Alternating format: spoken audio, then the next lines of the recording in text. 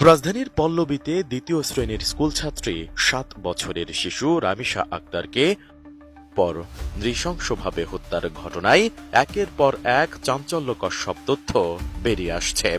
এ ঘটনায় প্রধান অভিযুক্ত মোহাম্মদ জাকির হোসেন ওরফে সোহেল রানা এবং তার স্ত্রী স্বপ্না আক্তারকে গ্রেপ্তার করেছে পুলিশ। পরে প্রাথমিক জিজ্ঞাসাবাদে স্বামী জাকির হোসেনকে নিয়ে লোমহর্ষক তথ্য দিয়েছেন স্ত্রী স্বপ্না আক্তার। তদন্ত সংশ্লিষ্টদের ধারণা, শিশুটি বিকৃত লালসার শিকার হয়েছিল।